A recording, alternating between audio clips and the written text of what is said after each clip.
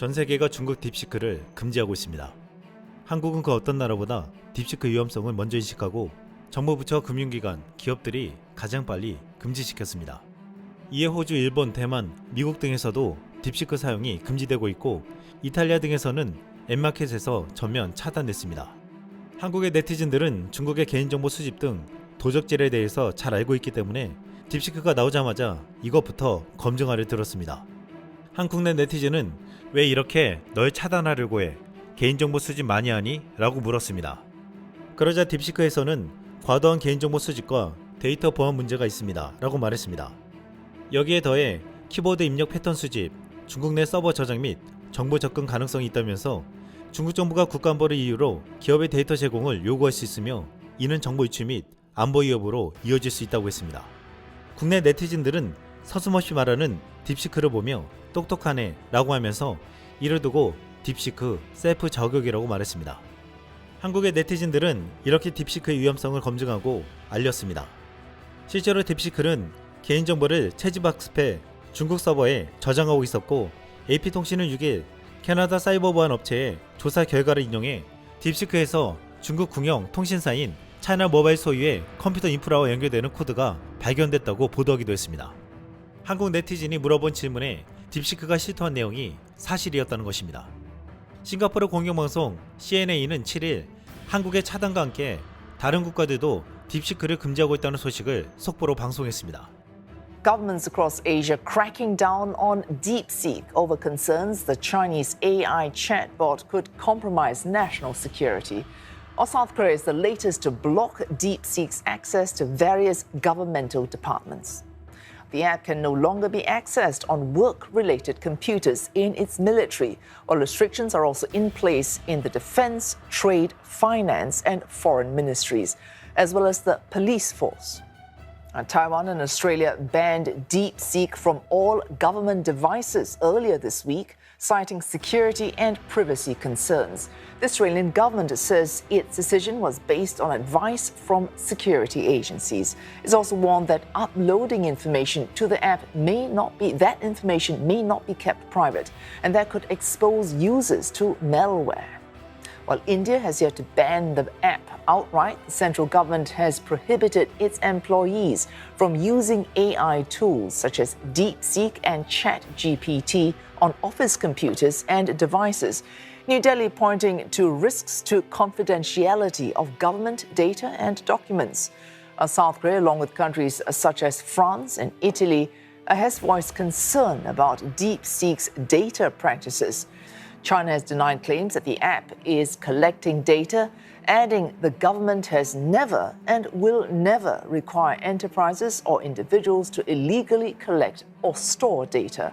Some analysts warn crackdowns will go beyond just DeepSeek, but could impact the broader generative AI space. No matter it's OpenAI or it's DeepSeek, people should be concerned. And I think all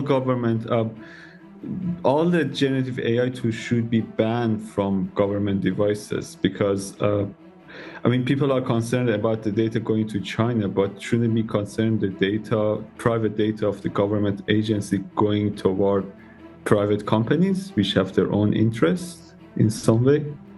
I think the threat is very real. They are already being used in many respects to personalize malware and cyber attacks. So it's something that we should be very concerned about.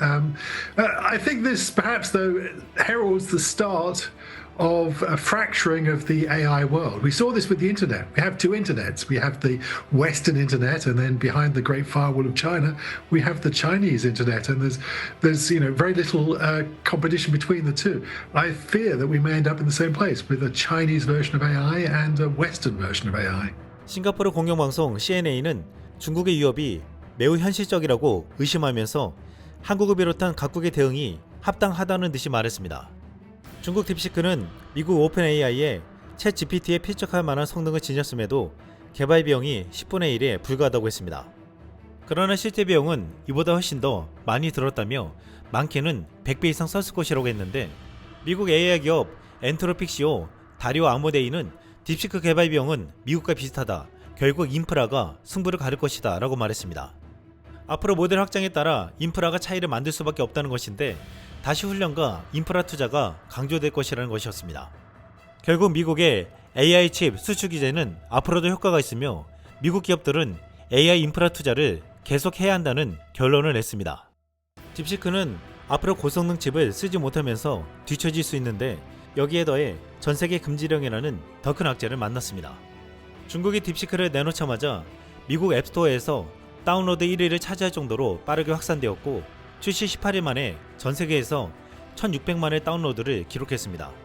국내에서도 출시 일주일 만에 121만 명이 사용하면서 챗 GPT에 이어 생성형 AI 2위에 올랐습니다.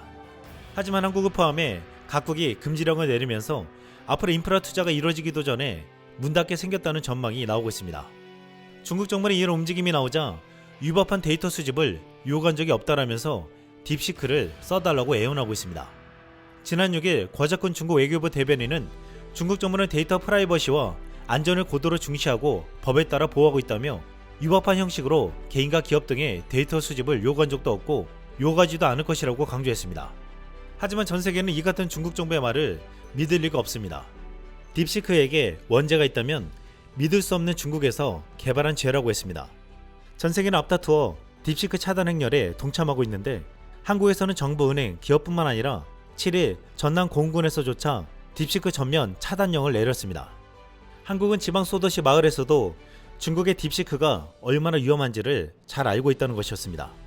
미국 타임지는 실제 2022년 틱톡 직원들이 기자들의 위치 데이터를 불법으로 추적했으며 미국 시민들의 위치 데이터를 이용해 특정 인물을 감시했다고 폭로한 바 있습니다. 틱톡보다 더 광범위한 데이터를 수집하는 딥시크에 대한 정보 유출 우려는 더 클 수밖에 없습니다. 지난 5일 미국은 중국 AI 기술의 사용을 금지하는 법안을 발의했습니다. 법을 위반할 경우 개인은 최대 100만 달러, 하나로 14억 원, 기업은 최대 1억 달러, 하나로 약 1448억 원의 벌금이 부과될 수 있고 최대 20년 징역형이 선고될 수도 있다고 했습니다. 딥시크는 반짝하고 전세계를 놀라게 했지만 이제는 전세계 적이 되고 있습니다. 그런데 한국이 중국산 AI 딥시크 금지령에 앞장서면서 이를 통해서 새로운 도약을 할 수 있다는 전망이 나오고 있습니다. 미국 오픈 AI가 최근 카카오와 전략적인 제휴를 맺었는데 한국을 방문 중인 오픈 AI 샘 올트먼 최고 경영자는 한국과 손을 잡고 시장을 확대해 나가겠다고 했습니다. 샘 올트먼은 한국은 반도체, 에너지 등 AI와 관련된 강력한 산업을 보유하고 있으며 AI를 적극적으로 도입하는 국가 중 하나라고 평가했습니다. 또한 딥시크의 등장으로 주목받은 글로벌 AI 스타트업 중에 한국의 모레가 거론되었습니다. 6일 영국계 벤처 전문 미디어 GCV는 실리콘밸리 거물들과 경쟁하는 미국의 지역의 글로벌 AI 스타트업이라는 기사를 통해 한국의 모레를 조명했습니다. 여기서 딥시크의 접근 방식에 가장 근접한 스타트업이 한국의 모레라고 소개하며 모레는 사용자가 보다 유연한 모듈식 접근 방식을 사용해 자체 AI 모델을 구축하고 최적화할 수 있는 소프트웨어를 개발했으며 이는 엔비디아의 소프트웨어보다 훨씬 더 광범위한 GPU 칩에서 실행할 수 있다고 밝혔습니다. 모레를 비롯한 한국의 AI 스타트업들이 열심히 개발하고 있는데 이 기업들은 중국의 딥시크가 사용할 수 없는 고성능 칩을 사용할 수 있다고 했습니다. 지금 중국의 딥시크가 시장에 쇼크를 가져왔지만 전 세계에서 금지되기 시작하면서 오히려 이를 기회 삼아 한국의 AI가 부상할 준비를 하고 있습니다. 이상 쓸멍이었습니다.